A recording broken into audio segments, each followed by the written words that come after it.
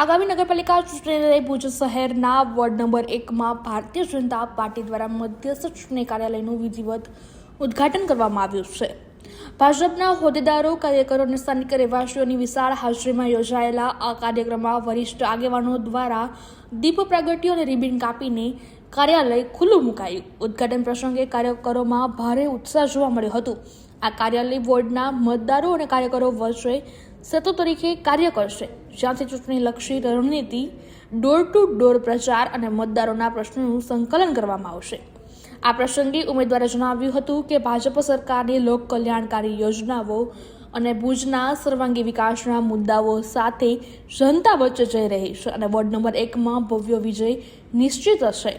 કાર્યક્રમમાં શહેર ભાજપ પ્રમુખ, જિલ્લા સંગઠનના હોદ્દેદારો, વોર્ડના પ્રભારીઓ તેમજ મોટી સંખ્યામાં કાર્યકરો અને સમર્થકો ઉપસ્થિત રહ્યા હતા। અંતે તમામ કાર્યકરોએ ભાજપના વિજય માટે સંકલ્પ લીધો। કાર્યાલય ઓપનિંગ હતું।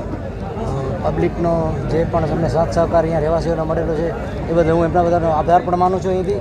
અને અમને ખબર છે, હું આ વિસ્તારનો જ છું, આ વિસ્તારની સમસ્યાઓ મને પૂરેપૂરી વાકેફ છું। પહેલાં તો આ વિસ્તાર આખો ડૂબમાં આવેલો છે। હમીસર ઓગણાય ત્યારે હમીસરનું જે કેનાલનું પાણી જાય છે અહીંથી જાય છે અને પાછળનો વિસ્તાર આખો ડૂબે પણ છે। દર વખતે આપણે ત્રંબકેશ્વરમાં કે સ્કૂલોમાં એમને આશ્રય આપતા હોઈએ છીએ, એમનો ખાવા પીવાની વ્યવસ્થા કરતા હોઈએ છીએ। એ મોટામાં મોટી સમસ્યા છે। મોટી સમસ્યાઓની પણ ખબર છે, નાની સમસ્યાઓની પણ ખબર છે કે કચરા, સફાઈ થતી, રોડ લાઇટ નથી, પાણી નથી કે ગટરની સમસ્યા છે।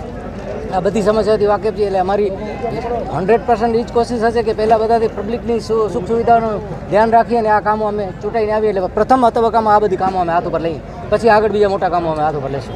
એના ક્યાંક ને ક્યાંક અહીંયાના પ્રતિનિધિ જે આગળના કાઉન્સિલરો છે એના અભાવ, કામ કરવાની ક્ષમતા ઓછી હોય કે અભાવ હોય, જે પણ હોય એ કારણે રહી છે, એ હકીકત છે।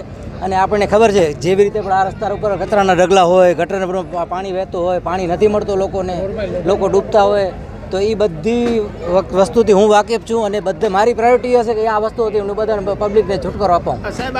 હું આભાર માનું છું અને મને એટલી ખાતરી છે કે પબ્લિક બદલાવ ઈચ્છે છે અને આ વખતે 100% પબ્લિક બદલાવ અમારા પર વિશ્વાસ મૂકશે।